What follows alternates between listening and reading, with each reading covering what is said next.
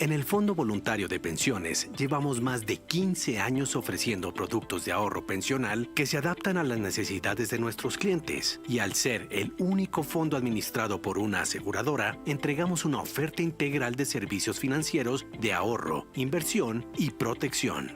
Contar con un plan de ahorros te da los siguientes beneficios. Tributarios. Aprovechas los beneficios tributarios de ley para ahorro pensional reduciendo la retención en la fuente y el impuesto de renta. Calidad de vida. Construyes un capital que al complementarlo con la pensión obligatoria te permitirá mantener al retirarte de la vida laboral un nivel de vida acorde con tus ingresos actuales. Ahorro por tipo de objetivo. Puedes elegir diferentes objetivos y asignar porcentajes diferentes de tus aportes para administrarlos de forma independiente. Manejo de las inversiones en los diferentes portafolios. Selecciona los portafolios de inversión que mejor se ajustan a tu perfil de inversionista y objetivos de vida. Tarifas preferenciales en seguros. Por ser el único fondo administrado por una aseguradora de vida en el país, tienes tarifas de seguros únicas en el mercado. Seguridad, confianza y rentabilidad. Tu dinero está en manos de expertos administradores de recursos a nivel mundial que te ofrecen la asesoría y herramientas necesarias para que puedas alcanzar tus objetivos financieros. Disponibilidad del dinero. Al elegir el plan, defines el grado de liquidez que necesitas para disponer de tus recursos. Exención del 4 por mil. Tus retiros están exentos del pago de este impuesto. Asesoría personalizada por parte de nuestros financial planners e información ágil y oportuna, así como asesoría permanente y actualización sobre los eventos económicos que impactan tu inversión. Nuestra oferta cuenta con planes individuales de ahorro y de ahorro para educación y productos institucionales como Plan Brecha Pensional, Ahorro Programado, Planes Especiales, Incremento Salarial, Plan de Retiro, bonificaciones y ahorro mutuo que buscan un beneficio para alcanzar objetivos como educación, compra de vivienda y complemento de pensión obteniendo los beneficios tributarios otorgados por ley. Para aquellos que están dispuestos a diversificar su portafolio tomando riesgos de largo plazo en compañías no domiciliadas en Colombia, contamos con alternativas que invierten en los mercados de renta fija, renta variable y materias primas fuera del país. Acceso permanente a nuestro portal de clientes y al canal FVP para estar al día con tu información y actualizado en temas financieros de interés general. En el Fondo Voluntario de Pensiones, trabajamos día a día para ofrecerte los mejores productos y servicios financieros.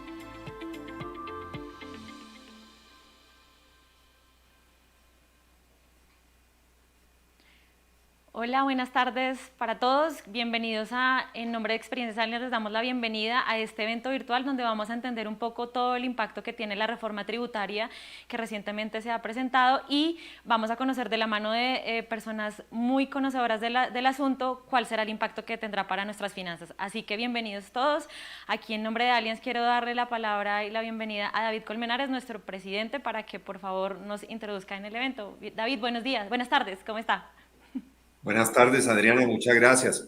Un saludo y una bienvenida a todos los clientes del Fondo Voluntario de Pensiones y también a todas las personas que nos acompañan el día de hoy. Esta es la primera charla empresarial exclusiva del fondo que vamos a hacer y de algunas más que vamos a realizar para nuestros clientes en los próximos meses y en los años que vienen. En el marco de la nueva reforma tributaria, la Ley 2155 del 2021, buscamos espacios como este que nos permitan estar en contacto y generar cercanía con nuestros clientes. Es de vital importancia para nuestro fondo brindar información clave a nuestros clientes para que puedan identificar beneficios, impuestos y todos los cambios que esta nueva reforma conlleva y cómo el fondo contribuye a su manejo.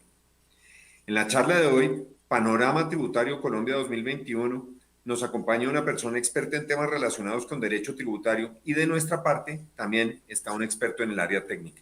Sin más, los dejo con nuestros expertos. Muchas gracias por el tiempo, muchas gracias por venir y como siempre, muchas gracias por la confianza en Alianza. Adriana, por favor. Gracias, David. Efectivamente, tendremos una tarde bastante movida y entendiendo un poco el impacto que tiene en nuestros bolsillos esta reforma tributaria y cómo el fondo entra aquí a apalancarnos. Así que, sin más preámbulos, queremos cederle la palabra a Francisco Contreras, quien nos va a acompañar con una presentación del Fondo Voluntario. Él es nuestro gerente del fondo. Y, Francisco, pues, buenas tardes, ¿cómo estás? Hola, Adriana, ¿cómo estás? ¿Cómo estáis todos? Un gusto de verdad que me deis este espacio para con nuestros clientes, también del fondo y toda la gente que hemos invitado a nuestro evento, porque como decía David, el tema es bien relevante y de alguna manera el mensaje de nuestra parte es estamos cambiando, estamos haciendo cosas nuevas y uno de los temas, como el movimiento se demuestra andando, pues lo que estamos de alguna manera es enseñando a nuestros clientes y también a los clientes potenciales y a todos los clientes del mundo Allianz que estamos aquí y estamos para ayudarlos. De alguna manera, si conocéis el motto de Allianz a nivel mundial, el mensaje es We secure your future, que es básicamente nosotros aseguramos tu futuro. Y, lógicamente, el Fondo Voluntario de Pensiones en este caso es uno de los elementos que tiene Allianz para asegurar que el futuro de nuestros clientes eventualmente va a estar asegurado. Entonces, como bien sabéis, y haremos alguna sesión adicional sobre el tema de la brecha pensional y cómo de alguna manera estamos cambiando en esto que os estoy diciendo, claramente el mensaje es, y nos estaba explicando David antes, es cómo ayudamos nosotros a nuestros clientes para que eventualmente los riesgos del futuro tan importantes como puede ser esta brecha pensional no se materialicen. Hay continuamente, si leéis la prensa en Colombia, pues hay continuamente noticias respecto al tema del problema pensional en Colombia, cómo está afectando y, por ejemplo, sin ir más lejos, todo el tema del traslado express, que al final ha sido que no, pero que claramente ha demostrado de alguna manera la realidad de cómo de alguna manera la gente se está hoy pensionando en Colombia. Si ir más lejos y lógicamente al final el mensaje aquí y lo que queremos compartir con vosotros es cómo nos impacta la reforma tributaria y cómo nos podemos aprovechar del Fondo Voluntario de Pensiones para minimizar o optimizar este impacto. Tenemos dos invitados, que es Mónica Hernández, que es socia de Godoy y Hoyos, uno de los mayores expertos a nivel país de todo el tema tributario, y le va a acompañar Diego Ochoa, que es el director técnico del Fondo Voluntario de Pensiones, que es la cabeza pensante de nuestro fondo y básicamente cuando hagamos otra sesión, como os decía, de todo lo que estamos cambiando, los productos nuevos y cómo estamos orientándolos a tener elementos totalmente dedicados a asegurar que ninguno de los riesgos que eventualmente que puedan aparecer en el futuro de nuestros clientes se vayan a materializar. Y entonces, nada, sin más preámbulo, los presento. Les doy muchísimas gracias por el tiempo que van a dedicar a básicamente a explicarnos los pormenores de esta reforma tributaria, cómo nos afecta. Y también tendremos un espacio al final específicamente dedicado a preguntas que pudierais tener.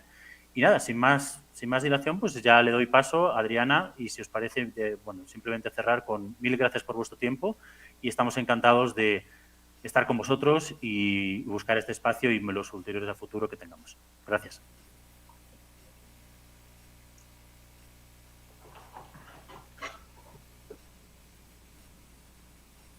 Muchas gracias, Francisco. Bienvenidos todos a este evento de Panorama Tributario Colombia 2021-2022. Como bien mencionaba Francisco, nos acompaña de la bufete de abogados Godoy Hoyos, Mónica Hernández, especialista en Derecho Tributario, que nos va a acompañar y nos va a llevar un poco por lo que es esta nueva realidad en la que nos encontramos. Ya es una nueva reforma tributaria. Mónica, es si no estoy mal, la tercera reforma tributaria en 3 años, en los últimos 3 años. Yo creo que es importante y si entiendo bien, tú nos vas a acompañar un poco en lo que ha sido la evolución un poco del estatuto tributario en lo que respecta a personas naturales y jurídicas y cómo ya es extraño el año en que no tenemos una reforma tributaria. Me resultaría extraño que el año entrante no haya una nueva. Con seguridad vamos a tenerla, Diego, no lo dudes. Así es. Y para eso, pues precisamente el Fondo Voluntario de Pensiones se presenta como una alternativa que permite mejorar el perfil, no solamente de aquellos que tienen un objetivo pensional a mediano plazo, sino que también permite aligerar el impacto que pueden tener esta y otras modificaciones a futuro. Sin más, te agradezco por tu presencia, por tu acompañamiento y te escuchamos. Diego, muchísimas gracias. Gracias a Allianz por esta invitación para poderle contar a los clientes de ustedes realmente qué es lo que ha pasado y cuál es el impacto de esta reforma tributaria. Para eso hemos preparado una presentación que nos sirve de apoyo para que se entienda de mejor manera qué es lo que está pasando con esta ley 2155 y de qué manera va a impactar a los diferentes clientes. No estamos hablando solo, a veces uno habla de pensiones y a veces se entiende que uno está hablando solo de personas naturales, pero vamos a ver cómo en el caso de personas jurídicas también podemos llegar a hacer algo con el tema de pensiones. Entonces, vamos a desarrollar, acá tenemos el contenido de nuestra presentación para hoy. La idea es hablar primero de personas jurídicas, realmente es el bloque más grande de cara a la reforma tributaria. Rápidamente temas de beneficio de auditoría, el impuesto complementario de normalización tributaria, que ya es algo que se nos volvió común, que venimos oyendo constantemente en las diferentes reformas tributarias, algunos beneficios en el pago de obligaciones y sanciones, simplemente porque queremos hacer énfasis en que en este momento hay algunos mecanismos que es importante que tengan en cuenta si tienen obligaciones tributarias vencidas, o si tienen procesos andando ante la administración, ante la DIAN o ante la UGPP, ahí tenemos cosas, un tema de intercambio de información y beneficiarios finales. Esto simplemente para hacer un poco de énfasis en el tema de normalización tributaria. Hay gente que sigue teniendo activos en el exterior que no están declarados en Colombia y cada vez se cierra más el cerco. El tema de intercambio de información cada vez es más eficiente. Las compañías colombianas, los fondos de pensiones, los fondos, los patrimonios autónomos ya tienen que empezar a reportar beneficiarios finales y en esa medida pues es importante que le pongamos atención al tema. Y nada, y después iremos a ver el tema realmente ya de personas naturales y después nos centraremos en temas un poco más de las pensiones. Entonces, pues comencemos con el tema de personas jurídicas. ¿Qué pasó con el tema de personas jurídicas? Si ustedes miran cuál había sido la evolución en las reformas tributarias anteriores, lo que estábamos esperando era que en este momento, a partir del año 2022, realmente la tarifa del impuesto y el impuesto, no solo la tarifa nominal, sino la tarifa efectiva, es realmente cuánto se está pagando de impuestos sobre los ingresos. Esperábamos que tuviera una caída. Nosotros estábamos esperando dos cosas muy grandes. Uno, que la tarifa ya bajara finalmente al 30% en personas jurídicas y se estabilizara en el 30%. Y como vamos a ver ahorita, ocurrió completamente lo opuesto. Entonces la gráfica naranja nos muestra el impacto que está teniendo en personas jurídicas esta reforma. Nosotros esperábamos que fuera la baja y realmente va hacia arriba. ¿Y esto por qué se dio? Básicamente porque, si recuerdan, todas las protestas que tuvimos el año pasado era porque lo que se proponía inicialmente era que se grabaran de mayor manera o se grabaran más a las personas naturales.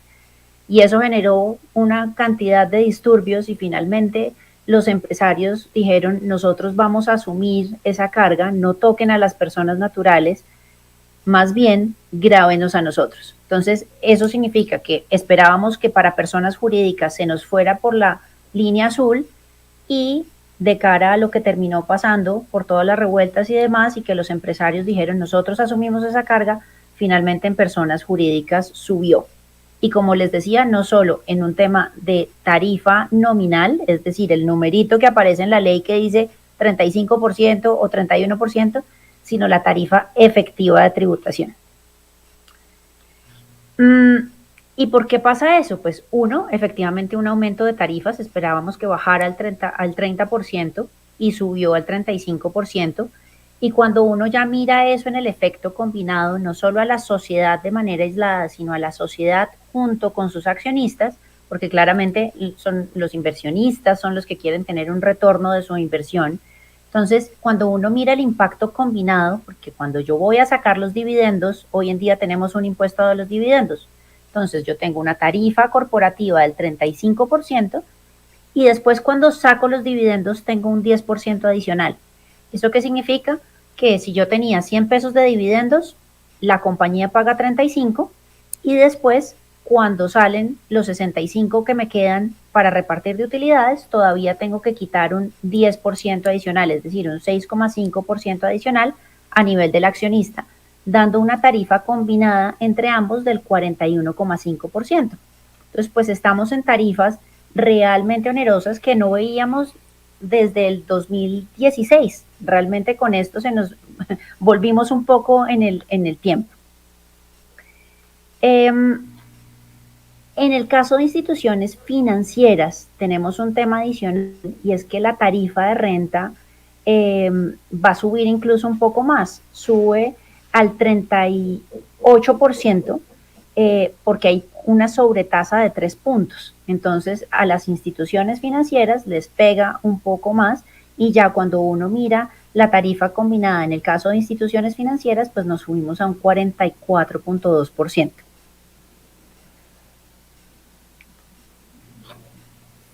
Como les decía, el efecto no es solo un tema de tarifa nominal, no solo es la tarifa que está establecida en la ley, sino que uno tiene que mirar realmente es la tarifa efectiva, y la tarifa efectiva pues yo la calculo es mirando cuánto pago de impuestos sobre el ingreso, no solo el tema de cuál es el número que está en la ley.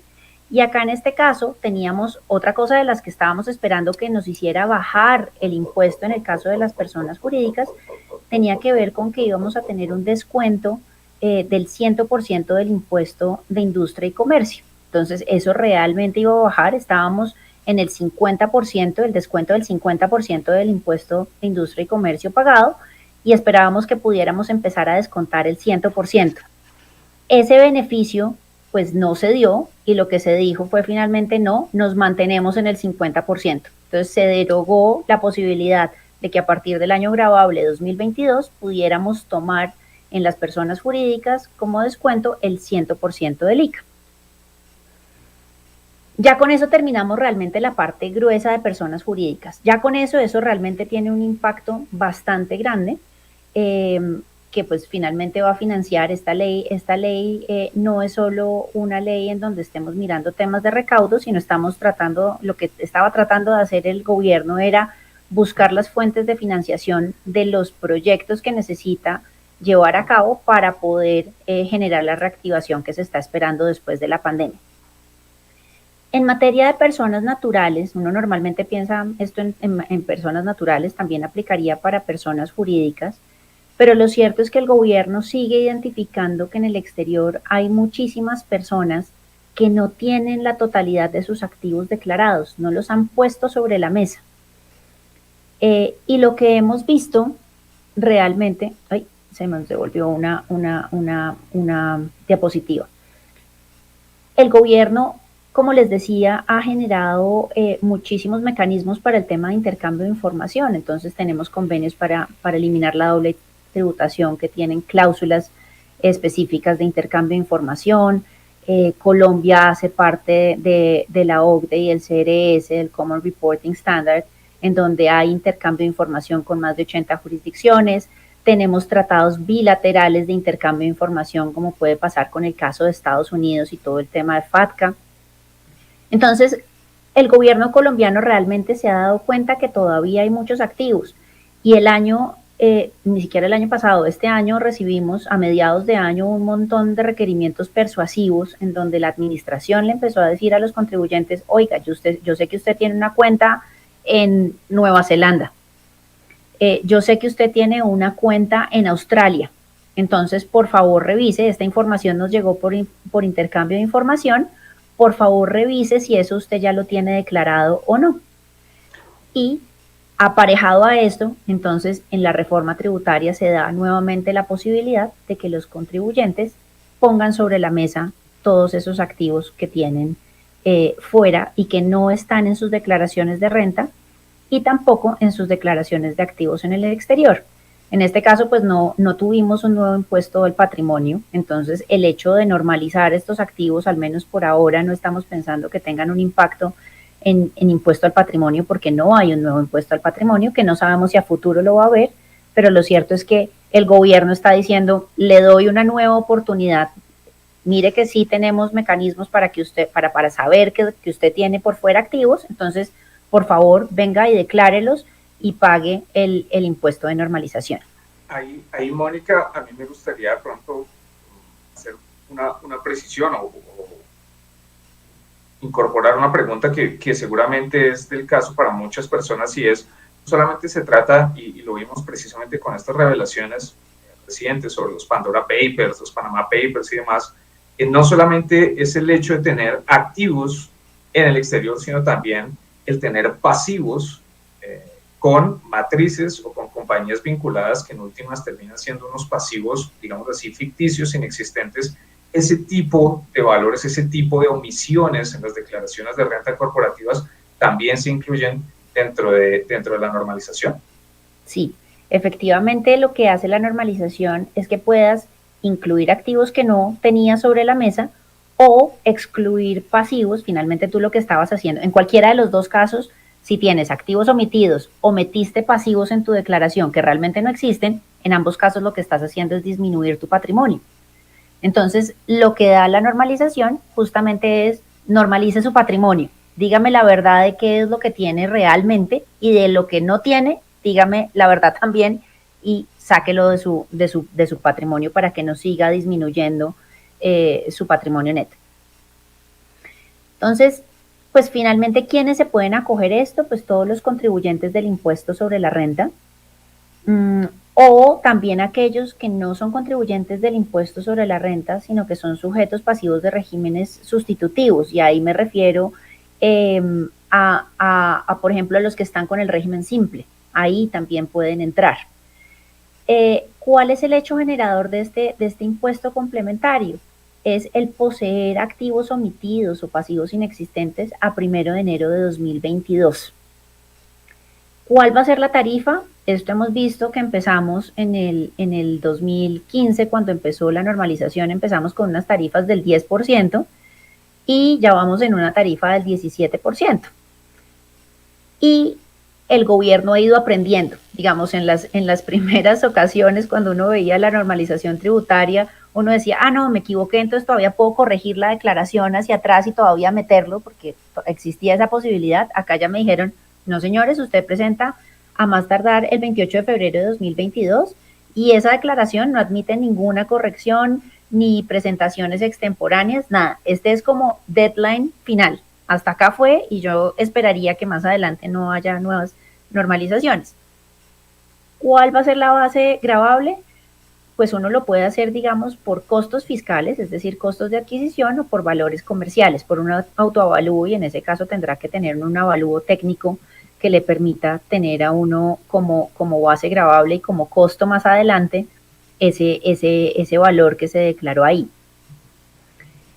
Pero hay una cosa interesante que viene incluso desde la anterior normalización, y es que el gobierno quiere incentivar a que se traigan esos capitales que están en el exterior. Entonces, si se trae finalmente esos recursos que están afuera, si se hace una repatriación, en ese caso particular la base gravable va a ser del 50%. Al final del día uno va a pagar la mitad del impuesto, no termina pagando uno el 17%, sino un 8,5%, que es mucho más favorable que cualquier otra cosa que pueda tener uno como mecanismo. Es que fíjense que si a uno lo cogen con las manos en la masa, que eso es lo problemático de todo esto, si uno lo cogen con las manos en la masa, tiene uno una sanción. Primero le meten el valor del activo, se lo meten a uno como renta líquida gravable. Entonces ya paga uno impuestos sobre eso y depende de la tarifa que le corresponda a uno en la tabla, que va entre el 0 y el 39%. Pero normalmente, pues, cuando hay activos omitidos son de algún tipo de cuantía sustancial. Entonces, asumamos que termina siendo el 30% de impuestos simplemente sobre el valor del activo. Y adicionalmente hay una sanción por activos omitidos o pasivos inexistentes del 200%, entonces, del mayor impuesto. Entonces, son 30 de impuesto más 60 de sanción. Eso termina, en ese caso, en el 90%. Prácticamente perdió uno el valor del activo. Y si la tarifa fue un poco más alta, se le fue al 35 o al 39, pues terminó uno perdiendo absolutamente todo. Mónica, aquí, escuchando lo que mencionas y en particular pensando en el tamaño de las sanciones, lo que puede llegar a implicar para una persona el no declarar los activos, el no normalizarlos por una parte.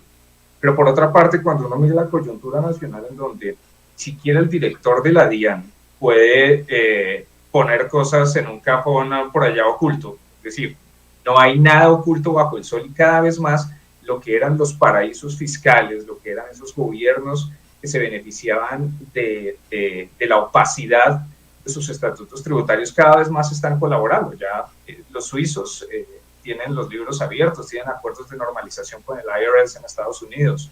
Las Islas Vírgenes Británicas, tal vez Islas Caimán, son de los pocos que quedan y no solo eso, sino a nivel global ya hay un movimiento que apunta a establecer unos impuestos corporativos mínimos y una homogeneización, digámoslo así, tributaria, que va a dejar muy poco sitio en donde realmente irá a esconder capitales, teniendo presente lo que implica estar por fuera de ese estatuto tributario, por fuera de la normalidad tributaria y las sanciones que esto conlleva. ¿Vale la pena no normalizarse? O más bien, ¿en qué caso podría uno pensar que vale la pena no normalizar los capitales? No, en general uno, me echó decir, no normalizar es aceptar finalmente un tema de evasión. Entonces yo creería en principio que uno no puede decir desde el punto de vista estrictamente legal, no normalice activos, ¿sí? Finalmente es una tarifa que no es muy onerosa. Si uno repatria los capitales, estamos hablando de un 8,5%. Cada vez, como tú lo dices, cada vez hay menos huequitos en donde esconderse. Sigue habiendo en todo caso mecanismos de planeación y el hecho de normalizar el patrimonio no obligatoriamente implica de ahí en adelante pagar más impuestos. No está recomendado, al menos en este momento no estamos esperando un nuevo impuesto al patrimonio y ya no tenemos renta presuntiva. Entonces, el tener los activos sobre la mesa no genera, digamos, mayores impuestos. Lo que pasa es que, claro, en este momento en la coyuntura política que estamos viviendo, lo que estamos viendo en muchos casos es que la gente tiene miedo sobre todo de un tema de devaluación. Entonces, ese tema de la repatriación hay que mirarlo porque si se decide repatriar, se tiene que dejar los recursos a invertirse en el país por lo menos por 2 años. Entonces, en este momento estamos mirando y sopesando diferentes proyecciones de lo que va a pasar en el país y con base en eso los clientes están tomando sus decisiones. En algunos casos están diciendo incluso, bueno, de pronto no normalizo, algunos todavía lo están pensando, pero también son personas que dicen, yo ya me voy a ir. Entonces, claro, fíjense que el activo omitido o el pasivo inexistente es a 1 de enero del próximo año. Entonces, la gente que dice, yo ya me voy a ir este año del país y no voy a ser residente fiscal el próximo año, ni voy a ser contribuyente porque me voy con absolutamente todo, yo tengo ya pues más o menos todo mi patrimonio por fuera, pues digamos que siempre habrá un riesgo porque además quedan todas esas declaraciones hacia atrás abiertas y ahí está el riesgo. Así se vayan, pues eso les puede generar una contingencia hacia atrás hasta que esas declaraciones queden en firme. Entonces, desde el punto de vista estrictamente legal, uno diría no tiene mucho sentido. Lo que toca mirar realmente es por qué valores corresponde normalizarse. A veces la gente piensa que tocan todos los activos por valores comerciales y resulta que no. Puede que tuvieran, qué sé yo, una casa en el exterior y que la compraron en su momento por, no sé, $500,000 y hoy en día esa misma casa vale $2 millones, pues en principio yo tengo que declarar los $500,000, no los $2 millones que eso puede costar. Entonces ahí es donde tenemos que entrar a mirar de qué manera, si finalmente deciden que se normalizan, pues cuál es la mejor manera de hacerlo.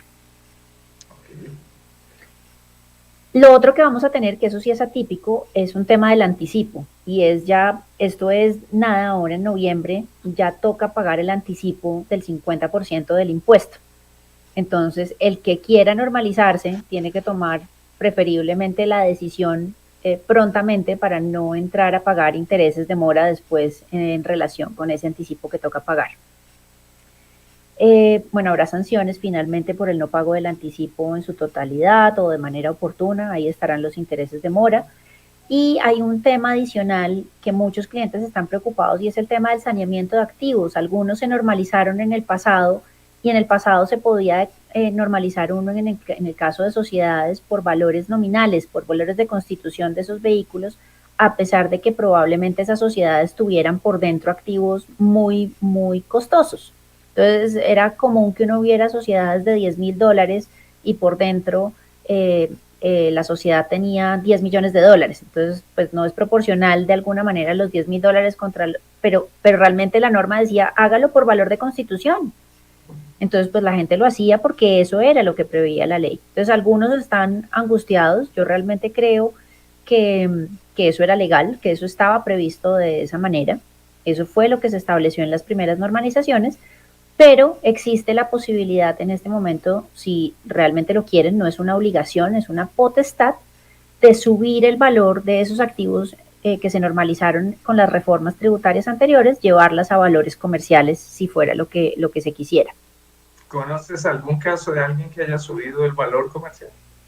Sí puede ser interesante en algún caso, si es un activo muy reciente y lo normalizaron. Eventualmente fíjate que la venta de un activo fijo que hayas poseído por menos de 2 años te da un impuesto a pagar de la utilidad que tengas, te da el 39%. Entonces es preferible subirle el impuesto, pagar el 17%, subirle el valor con el saneamiento, subirle el costo para disminuir la utilidad, que la utilidad te quede grabada al 39%, pero la normalización con el saneamiento te queda grabada al 17%. Entonces, puede ser útil en algunos casos. Y el gobierno también aprendió, porque esta estrategia era algo que antes uno habría podido utilizar con otros activos que no hubieran sido objeto de normalización en el pasado. Las reformas anteriores, tú podías hacer saneamiento de otro tipo de activos que no hubieran sido normalizados. Pero bueno, son todos los temas que empieza uno como más de planeación tributaria. Este tema de beneficios en el pago de obligaciones y sanciones es importante porque, digamos, hay un tema de favorabilidad, del principio de favorabilidad en el cobro. Entonces, hay procesos que empezaron muy atrás y les pusieron sanciones cuando, por ejemplo, la sanción por inexactitud era del 160% del mayor impuesto.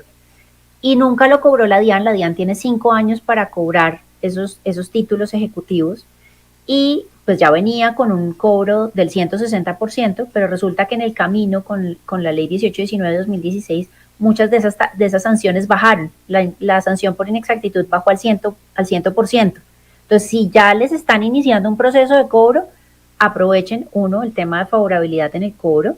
Entonces, ahí uno puede solicitar que le apliquen en etapa de cobro coactivo, que le apliquen las sanciones reducidas que trajo el estatuto o la reforma del año 2016. Pero adicionalmente hay otro tema súper importante, y es si tienen obligaciones pendientes de pago, si por alguna razón una declaración de renta se les quedó sin pagar, si vienen con IVAs atrasados en el pago, cualquier cosa de obligaciones que estén en mora hasta el 30 de junio de 2021, en esos casos pueden entrar a pagar ahora, a más tardar el 31 de diciembre de 2021, o llegar a un acuerdo de pago con la DIAN, y realmente se les reducen las sanciones al 20% y la tasa de interés moratorio se vuelve buenísima. Pónganle que la tasa normal de interés moratorio de la DIAN es más o menos del 30% anual, y acá se reduce al 6%. Entonces, normalmente a uno lo que se lo come en vivo son los intereses de mora. Si uno ya va a 3 años de mora, pues ya va en el 90%. es una vulgaridad. Y acá se le baja a uno a la tasa del 6%, a una tasa del 6% anual, que es muy favorable. Entonces, simplemente acá es como poner la cuña publicitaria de si tienen obligaciones pendientes de pago, por favor, revisen. Es el momento. Adicionalmente, qué pena, me devolví. Bueno, esto era lo que les mencionaba de la favorabilidad en el cobro. Y también tenemos todos los temas de mecanismos anticipados de resolución de controversias. En esos casos, pues lo cierto es que si tienen procesos ante la DIAN, ante la UGPP o ya ante los jueces, también pueden terminar. Es bueno que se acerquen a sus abogados, revisen si eventualmente el pleito no está tan ganable, tiene más bien altas probabilidades de perderse, y se podrían acoger eventualmente a estos mecanismos para reducir sanciones e intereses. Eso sí, el impuesto siempre toca pagarlo completico, pero aunque sea en sanciones e intereses que se va muy buena plata, pues hay unas buenas reducciones. Esto tiene que ver con lo mismo. Acá lo que les mencionaba, el tema de intercambio de información. la reforma vuelve y hace énfasis en el tema de intercambio de información, y ya no es la ley la que define quiénes son los sujetos obligados, cuál es la información a suministrar, sino que la ley le dio la potestad a la DIAN para establecer esos sujetos y esa información a suministrar. Y cuáles son los procedimientos de debida diligencia que se tienen que llevar a cabo. Incluso es importante tener en cuenta que si, por ejemplo, las entidades financieras no logran tener la información o lo que sea, pueden cerrar cuentas o decidir no abrir cuentas bancarias de las diferentes personas. La fiscalización pues a cargo de la DIAN, y es claro que va a haber sanciones por no reporte de este tema de información. Ese se va a ir simplemente por la sanción de no enviar información. Tenemos además el tema, y ven, si se dan cuenta, es que todo esto está, a mí me parece que esta reforma va mucho a tratar de identificar quiénes están en el panorama, como que ya no sea tan fácil. Fíjense que hay temas de facturación electrónica, ya se elimina el tema de que teníamos una gabela hasta del 30% que no teníamos que tener con factura electrónica, y aún así lo podíamos deducir. No, en este momento ya nos fuimos al 100%. Entonces, el tema también de facturación electrónica hace que sea visible quiénes son los compradores, los vendedores, y todo eso en el sistema va cruzando la información, y por eso es que, como decía Diego, cada vez hay menos huequitos. Tenemos el tema de intercambio de información con el exterior, y tenemos este tema de beneficiarios finales y registro único de beneficiarios finales, que es un anexo, digamos, o una parte del RUT, del registro único tributario, en donde las compañías, y no solo las compañías, porque también son, por ejemplo, los patrimonios autónomos, más o menos cualquier persona tiene que reportar quién es el beneficiario final, y el beneficiario final es la persona natural que está al final de la cadena. Y claro, si uno mira cómo está esto estructurado, pues a veces mira uno y dice, bueno, y si lo que pasa es que yo tengo acciones es en una compañía que cotiza en bolsa en el exterior, ¿cómo va a ser la subsidiaria en Colombia para reportarme a mí allá afuera? Eso en bolsa, yo tengo un 0,001%, pues sí, eventualmente, digamos que acá hay unos límites mínimos de participación, pero en todo caso, lo cierto es que en esos casos, si no se puede identificar específicamente a la persona natural que detenta la propiedad de las acciones, toca reportar mínimo al administrador, gerente o el que sea de la última entidad que se conoce, para que sea a esa persona a la que le vayan a preguntar como, venga, ríndame cuentas de quién está atrás de todo esto. Entonces Mónica, una pregunta ahí respecto. Precisamente eso nos deja un poco en la situación en la que, si bien la reforma tributaria no fue muy taxativa para las personas naturales, sí sigue teniendo, digamos, un impacto al final en la tributación efectiva, sobre todo para aquellos que tienen la participación en una sociedad y perciben, por ejemplo, dividendos, como lo explicaste, para aquellos que son beneficiarios finales de alguna entidad, por ejemplo, de los beneficios o utilidades que se perciben en el exterior. Además de lo que implica esto también para las rentas laborales. Entonces, en ese sentido, un poco, para las personas naturales no hubo un impacto tan fuerte en esta reforma tributaria, pero sigue habiendo un incremento o sigue habiendo una afectación durante los últimos años a personas naturales. Poco, no sé si nos puedes ilustrar sobre eso, precisamente sobre personas naturales, y cómo los fondos voluntarios de pensiones pueden servir para hacer alguna optimización tributaria. Claro, como te digo, en personas naturales, si vemos acá, mira, en personas naturales, realmente acá tenemos una grafiquita en donde podemos ver cómo a lo largo de las diferentes reformas ha ido aumentando la tarifa de tributación de personas naturales, específicamente en el tema de rentas de trabajo. Todo lo que veíamos atrás de ese intercambio de información y eso, lo que dice es, la DIAN ya va a saber que la gente tiene los activos. Y si tiene los activos, pues eventualmente se presume que va a haber algunas rentas. Ya pueden empezar a identificar. Pero más allá de eso, que fue lo que hizo esta reforma, es como lograr tener mecanismos para evidenciar que la gente tiene cosas, tiene activos, ¿sí? Pero más allá de eso, cuando uno mira el histórico de rentas laborales y de tributación de rentas laborales, pues la ley sí se ha ido volviendo mucho más gravosa. Cada vez pagamos más impuestos. Entonces, ¿Qué pasa con eso? Uno pues realmente tiene que buscar mecanismos de planeación para disminuir el impacto y poder hacer un mejor uso de la caja, ¿sí? No estoy diciendo pues que esté mal contribuir con las cargas del Estado, todos tenemos el deber de contribuir con las cargas del Estado, pero nadie tiene el deber de contribuir con más de lo que la misma ley prevé que uno contribuya. Entonces, si la ley le da a uno mecanismos, pues ¿por qué no aprovecharlos? Ese es como el mensaje. Y en eso está justamente el tema de pensiones voluntarias. Y como lo anticipábamos, pues además eso puede tener impactos tanto a nivel de las sociedades como a nivel de las personas naturales que pueden hacer aportes a pensiones voluntarias. Entonces, cuando uno mira el tema de los objetivos de planeación tributaria, pueden ser eliminar por completo la carga tributaria. Eso puede pasar en el caso de pensiones voluntarias.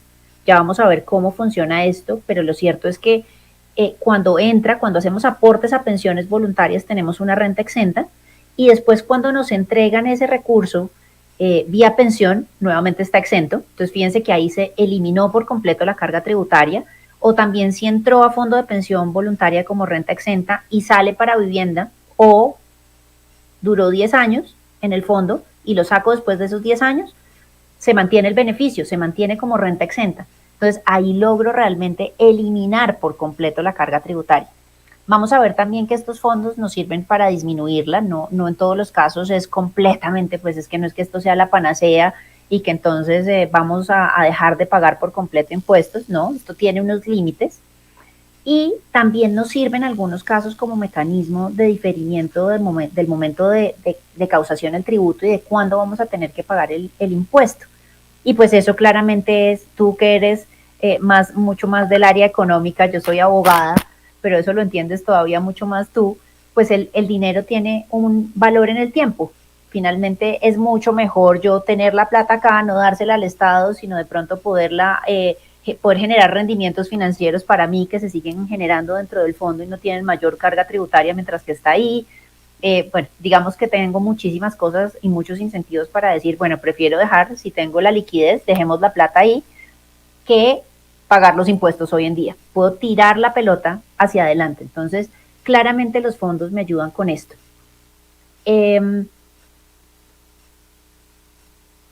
Acá. ¿Cómo hace uno para planear finalmente? Uno cuando mira en temas de planeación tributaria, uno lo que ve es que el impuesto es igual a la base gravable por la tarifa. Y la base gravable pues la determina uno por ingreso, menos costos, menos gastos.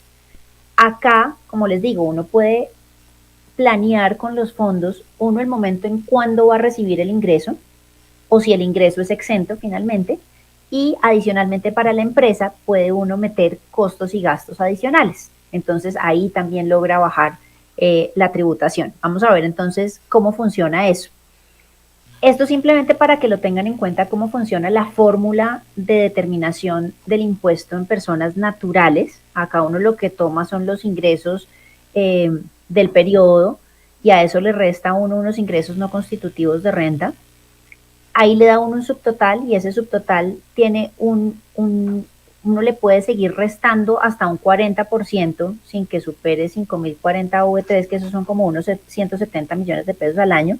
Y dentro de todo eso que uno puede llenar yo siempre digo que eso es como un carrito de mercado, que uno puede llenar ese carrito de mercado de cosas y eso tiene un tope. Si uno ya se le pasó de ese tope de lo que cabía en el carrito, pues lo que no entra ahí se va cayendo y ya no sirve de nada. Pero una de esas cosas que uno puede meter, esos beneficios que están dentro de ese carrito de mercado, es el tema justamente de pensiones voluntarias. Si lo ven ahí, está en el tema de rentas exentas, están las pensiones voluntarias, que tiene un tope propio que dice usted no puede meter como renta exenta más allá del 30% de sus ingresos, ni que ese valor que usted mete supere 3.800 VTs anuales. Ese es el tope de la renta exenta. Entonces, veamos un poquito más de cómo funciona esto. Hay todo un artículo que regula esto, que es el 126-1 del Estatuto Tributario, y lo que le dice a uno es eso que les estaba explicando ahorita. La renta exenta, cuando yo hago aportes a pensiones voluntarias, tengo que sumar eso más los aportes a cuentas AFC y ABC, y ese total de lo que yo vaya a recibir de renta exenta no puede superar el 30% de los ingresos grabados del empleado al año, ni el monto máximo de 3.800 VTs. Miren, acá lo tengo exactamente, son 182 millones de pesos. Y adicionalmente, en la cédula general, pues no puede superar otros topes que tiene ahí, que son del 40% del total de lo que yo meta en esa cédula general, que no solo son rentas de trabajo, sino también va a entrar todo lo que son rentas de capital, por ejemplo, rendimientos financieros, regalías, arrendamientos, todo eso entra por ahí y no puede superar entonces el 40% ni 5.040 VTs en ese caso. Hay algo que también me gustaría un poco preguntarte y creo que tiene que ver con esta diapositiva que nos presentas, es el tema de los rendimientos financieros. Para muchas personas, la fuente, por ejemplo, muchas veces de sus inversiones puede ser renta exenta, pero al depositarlo en un vehículo como un CDT, como una fiducia, como unas acciones, los rendimientos ya no son exentos. En el caso de los fondos voluntarios de pensiones, esto tiene un tratamiento especial, ¿no es verdad? Correcto, es maravilloso. Realmente a mí me parece que es un mecanismo muy eficiente y que le da una posición muy fuerte a los fondos frente a otro tipo de inversiones, porque aquí sí que se aplica ese principio general en donde uno dice que lo accesorio sigue la suerte de lo principal. Entonces, si el principal estaba exento, el rendimiento financiero también lo va a estar. Y como vamos a ver más adelante, adicionalmente, normalmente uno muchas veces si va causando rendimientos financieros, esos rendimientos financieros van haciendo que uno tribute sobre esos rendimientos financieros. En estos, como lo que uno tiene es una unidad de participación, el mayor valor de la unidad de participación no tributa. Solo cuando se redime, es decir, cuando hay un retiro efectivo de esos recursos y me entregan el principal más los rendimientos, si es que por alguna razón retiré sin cumplimiento de requisitos para mantener los beneficios, ese pedacito va a estar grabado, pero solo hasta ese momento. Entonces ahí fíjense que en ese logré fue solamente diferir.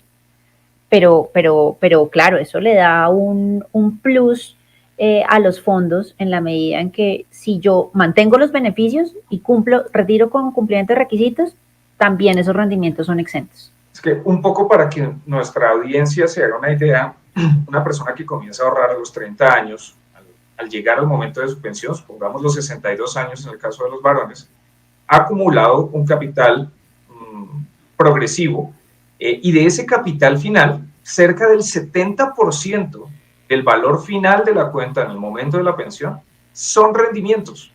Solo el 25% son aportes. El efecto de capitalización en el tiempo que tienen los rendimientos financieros dentro de un fondo voluntario de pensiones en el largo plazo puede llegar a implicar una acumulación bastante significativa de patrimonio que en otro mecanismo estaría directamente grabado por, en particular lo que tú vas a explicar un poco, la retención en la fuente.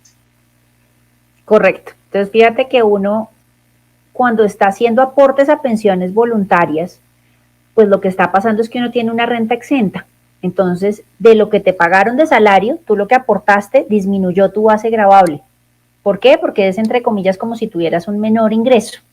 Y ese menor ingreso, como tuviste un beneficio tributario por eso, cuando lo mandas al fondo, listo, el empleador dice, yo dejé de practicarle sobre esta suma que tenía beneficio, X plata.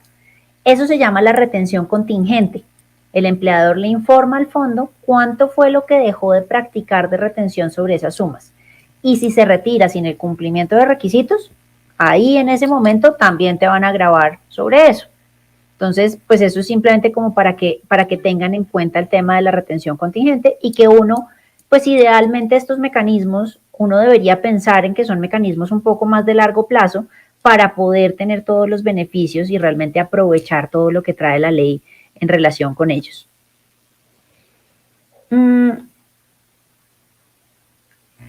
Adicionalmente, no sé si recuerdas, Diego, cuando hablábamos de todo esto, yo te estaba contando en algún momento que los fondos además tienen un tema interesante y es que sirven como mecanismo a veces de retención de personal. Ya vamos a ver ahora con los fondos institucionales que tienen un tema ahí súper importante. Pero lo cierto es que en esos fondos, si nunca se consolida el ingreso en cabeza del trabajador, como vamos a ver, lo que termina pasando es la empresa dedujo en el momento en que se hizo el pago, pero resulta que después, si la persona no cumplió y se fue antes de lo que estábamos esperando y lo que sea, pues lo cierto es que la empresa recupera esos recursos. Pero bueno, creo que ahora lo discutimos más adelante. Sí, Mónica, y precisamente quería un poco entrar precisamente en este tema de planes institucionales, que es algo muy relevante porque para todos, para nadie más bien, es un secreto que el sistema pensional colombiano es uno de los que menor cobertura tiene a nivel global, pero no solamente menor cobertura tiene a nivel global, sino tiene unas tasas de reemplazo que en la comparativa frente a otras economías desarrolladas, incluso algunas economías de la región, resulta ser bastante insuficiente. Para muchas personas está en su imaginario que la tasa de reemplazo de una pensión, es decir, el porcentaje que va a recibir respecto de su último salario, está alrededor del 75%, y son valores que terminan dando la vuelta y que terminan llegando a la cabeza de las personas, y la realidad es muy diferente. La realidad empieza a estar más cercana al 50% del último año. En ese sentido, entonces, para las compañías que quieran, como tú lo mencionaste, hacer una retención de talento, apoyar la construcción de un seguro pensional, de ese cierre de la brecha pensional, gozar de unos beneficios tributarios, pero además de eso, también en algunos casos diferir la carga tributaria que pesa sobre las compañías y sobre los partícipes, pues los planes institucionales precisamente son una alternativa muy interesante. Yo creo que uno debería empezar por mencionar qué son los planes institucionales. Ese tema te lo dejo a ti. Ese tema sí te lo dejo a ti, que tú eres el experto. Y este es el tema precisamente en el que Allianz, como proveedor, como garante de los riesgos para nuestros clientes, Allianz es una compañía aseguradora con más de 150 años en el mundo. Somos expertos en gestionar riesgos. Ya sobrevivimos a varias pandemias, 2 guerras mundiales, varias crisis financieras, y en esa supervivencia, en esa larga data de memoria, somos expertos en gestionar riesgos de largo plazo en particular. La brecha pensional es uno de los más evidentes para el trabajador, y en función y a conciencia de que existía esa brecha pensional, el Estatuto Orgánico del Sistema Financiero permite que se constituyan planes institucionales en donde el patrocinador, normalmente un empleador, una persona que está vinculando laboralmente al partícipe, en conjunto o en acuerdo con el fondo, llegan a un acuerdo en el cual se establecen unas condiciones a través de las cuales el patrocinador colaborará precisamente con ese cierre de la brecha pensional, dándole un beneficio al partícipe, dadas ciertas condiciones que deben cumplirse y que son acordadas tanto entre patrocinador o partícipe y fondo administrador de los recursos. Los planes institucionales son aquellos en los cuales solo pueden ser partícipes los trabajadores o los miembros de las entidades que los patrocinan. En ese sentido, entonces, también es importante aclarar aquí algo que está en el ideario de muchas personas. Yo estoy en Colpensiones, yo estoy en el régimen de prima media. Eso implica que yo no puedo estar en un fondo privado de pensiones, y aquí hay que hacer una diferenciación importante. Estamos hablando de fondos voluntarios de pensiones, y los planes institucionales hacen parte de ese esquema voluntario de protección pensional. Por lo tanto, sin importar si usted está en el régimen de ahorro individual solidario, en el RAIS, o si está en el régimen de prima media por pensiones, usted puede hacer parte del plan institucional que ofrece su compañía, ya que los planes institucionales son independientes de los regímenes pensionales obligatorios o de cesantía de cada uno de los trabajadores.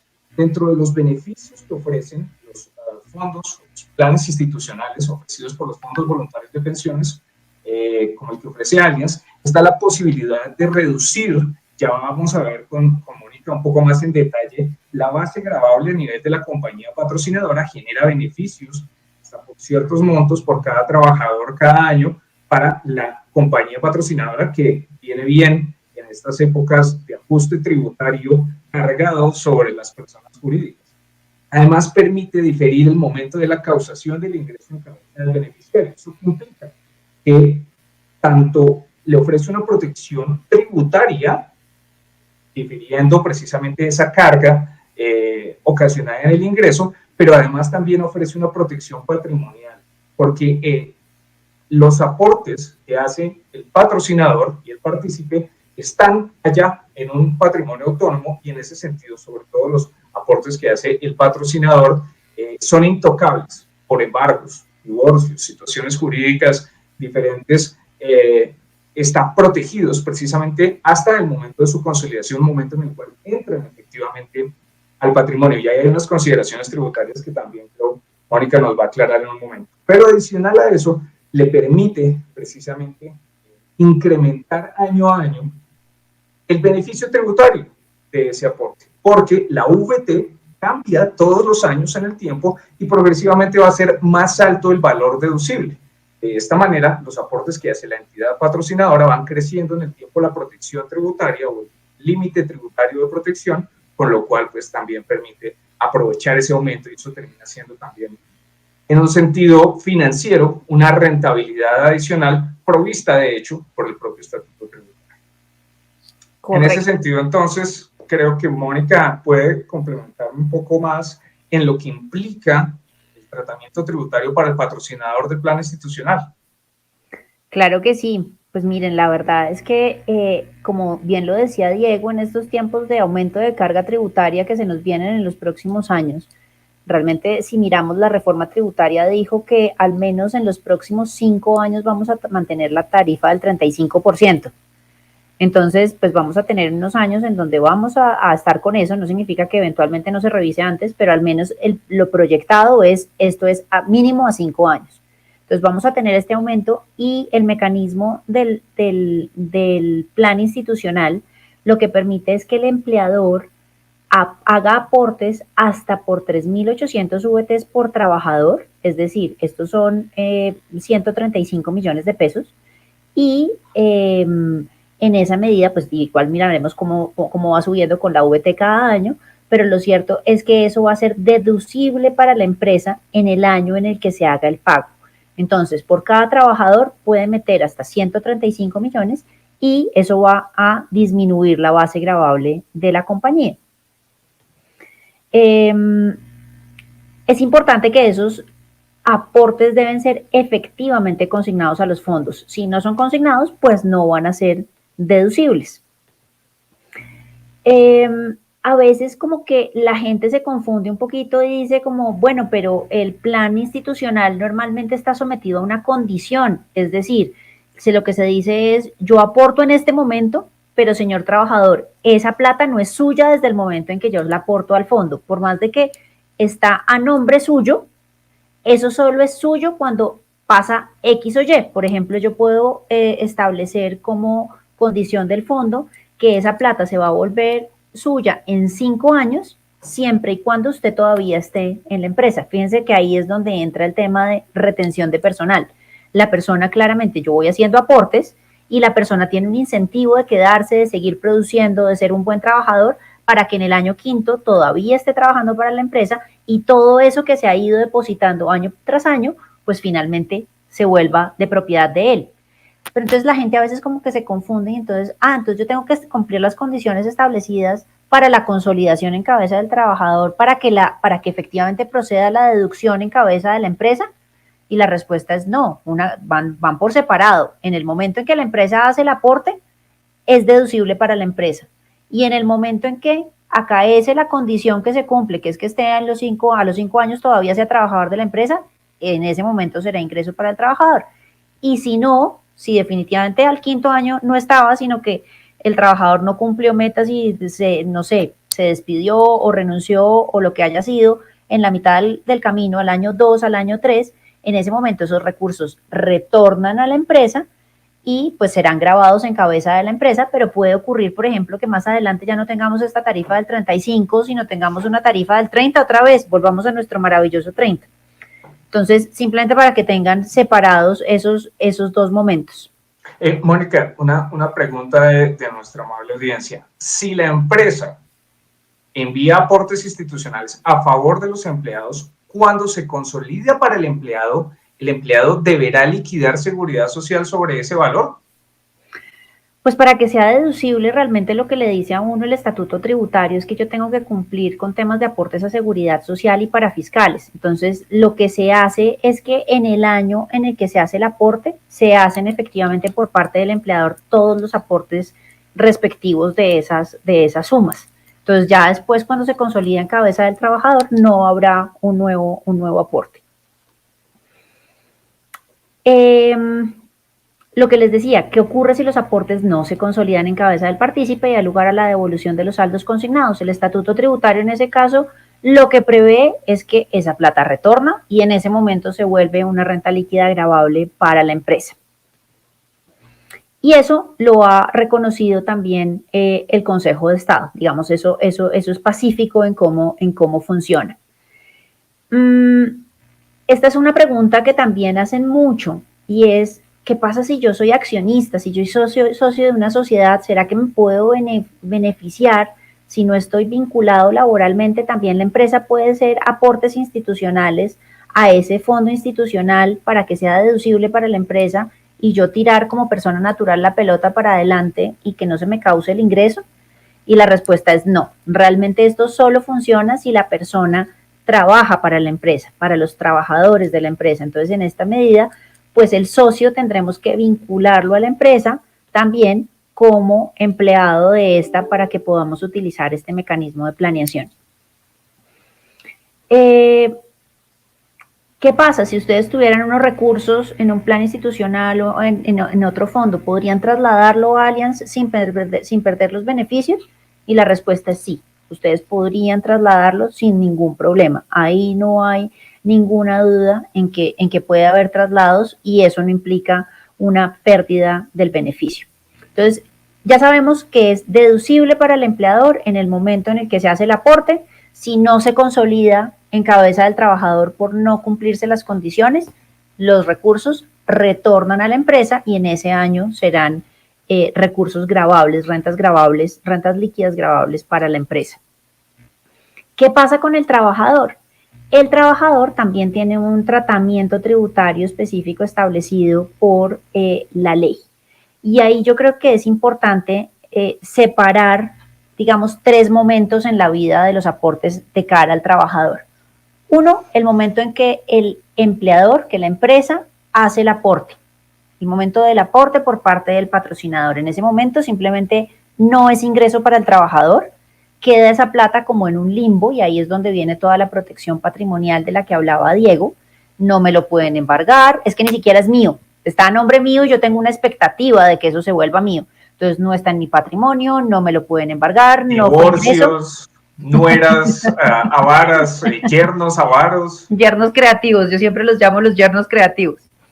Entonces, listo, aporte deducible para la empresa, no ingreso para el trabajador.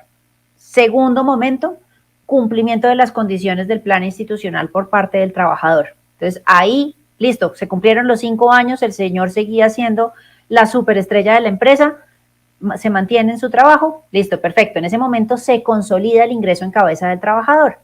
Ahí yo tengo que entender y en ese momento aplicar todos los topes que veíamos antes. El tema de que la renta exenta no puede superar el 30% de los ingresos, ni los 3.800 VTs, y tampoco va a poder superar esa renta exenta el 40% de los ingresos totales de la cédula general, ni los 5.040 VTs máximos de beneficios de la cédula general. Y después me llega otro momento, y es el del retiro con cumplimiento de las condiciones del artículo 126-1 del Estatuto Tributario. Entonces, si yo cuando retiro cumplo alguna de las condiciones de las que estábamos hablando, que era finalmente que yo retire después de estar la plata 10 años en el fondo, y ahí hay un tema súper interesante, y es ¿desde cuándo cuento los 10 años? ¿Desde que se hizo el aporte o desde que se consolidó en cabeza mía? Y dice la duración, los 10 años son de duración en el fondo, y en el fondo estuvieron desde que se hizo el aporte. Entonces, esos años van contando para los 10 años, es decir, si la condición no era que yo tuviera el año 5º, sino hasta el año 9, ya solo me queda un añito, se consolidó eso, y al siguiente año ya cumplió 10 años la plata en el fondo, lo puedo retirar sin que me vaya a agravar nuevamente. Entonces, aquí, sigue, perdóname. No, te iba a preguntar precisamente muchas veces, y bueno, el derecho tributario es de las cosas que se empiezan a volver laberínticas muy rápidamente. Entonces, tenemos 3 momentos en el tiempo y existen topes tributarios para los beneficios que presenta el fondo. ¿En qué momento el empleador debe tener en cuenta los topes? El empleador en el momento 1, que para que sea deducible será hasta 3.800 VTs. Okay. ¿Y para el empleado? El empleado es en el momento 2. En el momento 2 tiene que revisar de la totalidad de sus ingresos, cuando consolida adicionalmente unos ingresos adicionales del fondo, tiene que mirar que del total de lo que tuvo de ingresos, solo el 30% va a ser renta exenta. Claro, si lo que pasa es que lo único que tuvo, porque se quedó sin trabajo, la condición no era que fuera trabajador en ese momento de la empresa, sino que, qué sé yo, quisiera comprar vivienda o cualquier cosa que se les ocurra, quisiera comprar carro, su primer carro. Entonces, en ese momento, cuando acaece la condición, ahí yo tengo que mirar si solo tuvo los ingresos de pensiones, estos que se consolidaron del fondo institucional, pues solo el 30%, con los topes que ya mencionamos, del 30%, de los 3.800 VTs, del 40% de total y de los 5.040, eso será lo que se renta exenta. Es decir, para el trabajador, momento 2. Okay, perfecto. Sin importar que el destino de esos recursos sea vivienda, por ejemplo, uno de los casos en los cuales hay beneficio. Digamos que ese es un momento posterior, que es el momento 3, que es el de retiro. Y es eso que fue renta exenta en el momento 2, mantiene el beneficio hasta el retiro. En ese momento seguirá siendo renta exenta, no tengo que meterlo otra vez en mi declaración de renta porque ya está en el patrimonio. En el momento en que se consolidó, yo lo meto dentro de mi patrimonio, es ahorro, o compré casa y bueno, ahí se volvió casa, ¿sí? Pero lo cierto es que cuando yo retiro en ese momento, como ya en el momento 1 tuve el ingreso, en el momento 2, para que no enredarlos, en el momento 2 ya se consolidó, en el momento 3 simplemente mantiene la naturaleza del momento 2. Entonces mantiene la naturaleza de exento, adicionalmente los rendimientos también son exentos y nada de eso lo meto en la declaración de renta. Eso es lo que dice el estatuto tributario. Ahí hay ciertas discusiones a veces cuando uno mira otros rendimientos, volviendo al tema que mencionábamos hace un rato, y es, a veces las otras entidades financieras dicen, no, usted sí tiene que meter esas rentas exentas de los rendimientos financieros, o al menos debería tenerla en cuenta para los topes del 40% ese año. Y uno dice, pero es que realmente la norma en ese caso dice, no los meta. Esa renta exenta en particular ahí no tendría, de los rendimientos financieros, yo creo que no tendría tope. El 100% de los rendimientos financieros acumulados durante el tiempo es renta exenta. Sí, ahí yo no creo que a eso le apliquen los topes. Pero habrá el tributarista que te diga lo contrario, ¿no? Ahí es muy importante. Como mencionaba anteriormente, por ejemplo, nuestros cálculos indican que para recibir un flujo de más o menos 5 millones mensuales durante 15 años, ajustados por inflación o por el deslizamiento del salario mínimo, es necesario tener un poco más de 1.000 millones de pesos. Para tener 1.000 millones de pesos es necesario empezar a ahorrar desde los 22 años. Y en ese periodo de tiempo, en esos 25, 27 años que una persona acumula, el 75% de retiros son rendimientos financieros. En ese sentido, entonces, es muy importante que el 100% de los rendimientos financieros acumulados dentro del Fondo Voluntario de Pensiones, al final, son renta exenta, y es algo que en el tiempo cobra una importancia muy significativa. Claro, y es que además, fíjate, si vas a comprar casa, cualquiera de los 3 casos, o es para pensión, que es el caso que tú estás poniendo, pero también los rendimientos que hayas acumulado te sirve para poder pagar tu casa y no tener que endeudarte tanto, y eso fue renta exenta. Sí tiene, a mí me parece que sí tiene beneficios, y además este es de los beneficios que ha sobrevivido una que otra reforma tributaria a lo largo de estos años. Como dices tú bien, cada año, cada 2 años tenemos reforma, y ahí sigue. ¿Y qué hubiera pasado también si en el futuro lo quitaran? En todo caso, lo que viene de atrás, siempre debería haber un régimen de transición. Debería haber un régimen de transición siempre para que se mantenga ese régimen, al menos con lo que está hacia atrás, con lo que se ha venido ahorrando.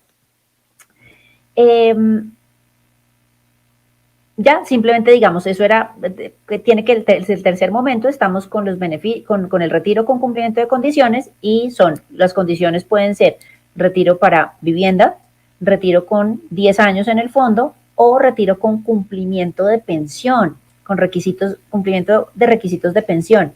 Y ese es importante, sobre todo cuando uno está en el régimen de ahorro individual, porque uno no tiene que esperar hasta los 57 o hasta los 62 para cumplir los requisitos. Uno pudo haberlos cumplido. Si en este momento yo, con 40 años, ya tengo el capital para pensionarme, con un salario mínimo, yo ya cumplí requisitos de pensión. Perfecto. Y pues, ¿qué pasa si finalmente yo retiro sin cumplimiento de requisitos? Pues en ese momento se va a aplicar la retención contingente de la que hablamos hace un momento, pues se pierde el beneficio y en ese momento tendré que incluir esas rentas que inicialmente pensé que eran rentas exentas, pues ahí sí las voy a incluir en mi declaración como rentas gravadas.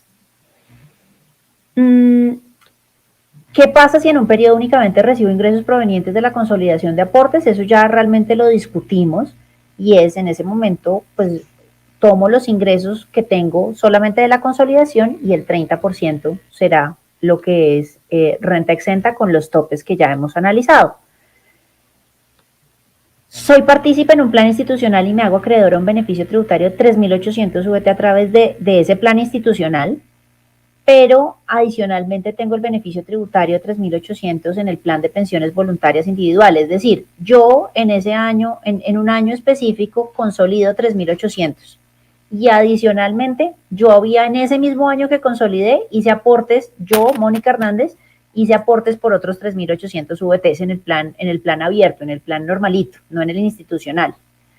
¿Qué pasa? Pues realmente mi tope en ese año son los 3.800 VTs. Entonces, a veces esto sirve mucho también en sociedades familiares en donde uno puede establecer una condición particular de tal forma que el que está recibiendo el plan institucional tenga algo de maniobrabilidad y diga cuándo quiere causar el ingreso del plan institucional, de tal forma que no se le terminen acumulando. Y ahí claramente el apoyo, ya sea del asesor tributario o de su fondo de pensiones, pues termina siendo supremamente importante para que puedan maximizar los beneficios que trae la ley en relación con pensiones voluntarias.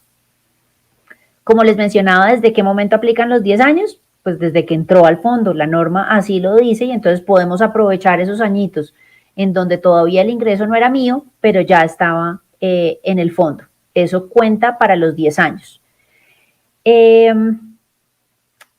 Aplica el beneficio cuando tenemos adquisición de vivienda a través del leasing habitacional. Sí, en el pasado hubo muchísimas discusiones en relación con eso, pero sí, ahí lo importante es que se ejerza la opción de compra. Si no se ejerce la opción de compra, le toca a uno retornar todo el beneficio que tuvo. Entonces, importante cuando lo hagan a través del leasing, que ejerzan la opción de compra. Adquisición de vivienda en el exterior, ¿podría adquirir vivienda? Teóricamente sí, la ley no dice que no, eso a veces depende un poco de cómo lo entienda el fondo respectivo, pero en principio sí se podría porque la norma no excluye esa posibilidad. Lo que pasa es que, claro, la norma también dice que tengo que mostrar la escritura de compra-venta y entonces en algunas jurisdicciones no tengo escrituras y bueno, se empieza a volver un tema como más operativo y si puedo cumplir con esos requisitos adicionales, pero en principio sí debería proceder para adquisición de vivienda en el exterior. Si me pensiono antes de que los aportes cumplan los 10 años en el fondo, ¿puedo retirar los dineros antes del cumplimiento de este periodo y mantener la renta exenta?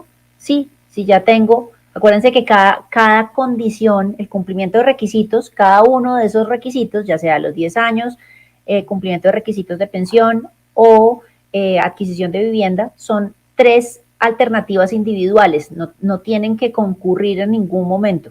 Entonces, si puede que yo no hayan cumplido los 10 años, pero cumplí los requisitos para pensionarme, listo, perfecto. En ese momento ya puedo retirar con cumplimiento de requisitos. Entonces, pues simplemente como para que tengan ese punto en cuenta. Perdón, Mónica, hay una pregunta precisamente aquí de nuestra amable audiencia, indicando si en el momento 2 y 3 de consolidación y de retiro coinciden en el mismo año fiscal, el mismo año que se consolida, se retira, y mantienen el beneficio, ¿qué implicaciones hay para los topes? Un poco para aclarar ese apartado. Ese es un tema debatible entre los diferentes asesores tributarios. Yo creo que esto es un mecanismo de planeación, pero no un mecanismo que haga que uno deje por completo de cumplir requisitos. Hay asesores que dicen, como la norma le dice a uno que en el año del retiro, si fue con cumplimiento de requisitos, uno no lo mete en la declaración de renta, entonces dicen, pues como uno no lo mete en la declaración de renta, no tiene que mirar uno absolutamente ningún tope. Entonces, todo lo que metió en el fondo institucional, pues sale sin haber, digamos, pasado por ese filtro de los topes ni nada. Y lo que pasa es que adicionalmente lo que reportan los fondos de pensiones en ese momento, lo que reportan es retiro con cumplimiento de requisitos. Entonces, la DIAN no tiene realmente cómo probablemente verificar qué fue lo que pasó. Bueno, hubo un retiro con cumplimiento de requisitos. Sin embargo, si me preguntan a mí, esa posición puede ser un poco no, en mi opinión, pues es agresiva, es un esquema agresivo. Yo sí creo que así se coincida en el momento 2 o el momento 3, yo sí tengo que mirar los topes en ese momento, los topes del 30% de los 3.800 VTs, y solo esa parte que está exenta con esos topes, eso es lo que yo puedo retirar en ese mismo año con cumplimiento de requisitos. El excedente que no esté dentro de esos topes es renta gravada en ese año. Pero pues digamos que ahí está la discusión y las posiciones entre los diferentes asesores. Yo lo que digo es, si uno va a asumir lo que yo llamo esa posición agresiva, yo lo mínimo que haría sería revisar que en la renta por comparación patrimonial no me vaya a pitar el sistema. Es decir, que si yo tengo en un año específico, imaginémonos en el 2020, tengo un patrimonio de 100 y resulta que en el 2021 voy a consolidar, qué sé yo, 500 millones, para sumar 100 más 500 me va a dar 600, pues que en el año 21 al menos yo tenga otros ingresos que sean por lo menos los 600, los 500 de la renta líquida gravable para poder justificar ese incremento y que no entre yo en discusión desde el momento 1. En este momento hay un plan, uno de esos programas de fiscalización de la DIAN, no lo he visto, bueno, sí lo he visto en personas naturales, lo he visto ahorita más en personas jurídicas, pero también se está dando en personas naturales, en donde la DIAN está revisando muchísimo el tema de la renta por comparación patrimonial. Entonces creo que toca ser, digamos, cuidadoso y andar con pies de plomo en ese tema si se va a utilizar ese mecanismo pues yo creo que es una planeación muy agresiva. Me parece que es de ese tipo de cosas que tienen, que no se puede, digamos, dividir específicamente con un bisturí la parte blanca de la negra, porque en últimas, en muchos casos va a depender precisamente de la situación de ingresos de la persona durante el año en el cual se presente la consolidación y el retiro con cumplimiento.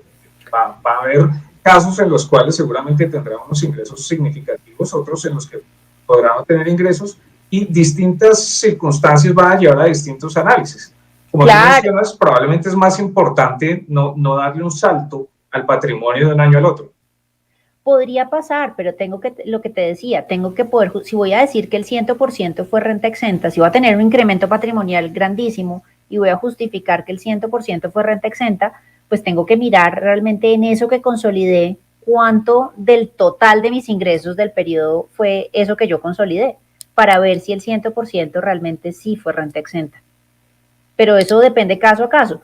Pero lo que te digo es que hay asesores que entienden realmente que con independencia de los ingresos totales, como no se incluye en la declaración de renta, simplemente eso pasó de largo. Mónica, ha sido un gusto, me encanta que nos hayas acompañado. Yo creo que hoy todos logramos aprender muchísimo más sobre lo que es la nueva realidad tributaria que nos espera hacia adelante. Como siempre, es un gusto conversar contigo. Yo me quedaría aquí un rato más, muchísimo más largo, entrando en más detalles de este tema que termina siendo muy interesante porque es un impacto al bolsillo de todos nosotros. Sin embargo, se nos acabó el tiempo. Por supuesto, esta presentación, este evento va a estar disponible para nuestros clientes a través de los canales de comunicación institucional de Allianz, compañía de vida, que es la administradora del Fondo Voluntario de Pensiones Colseguros.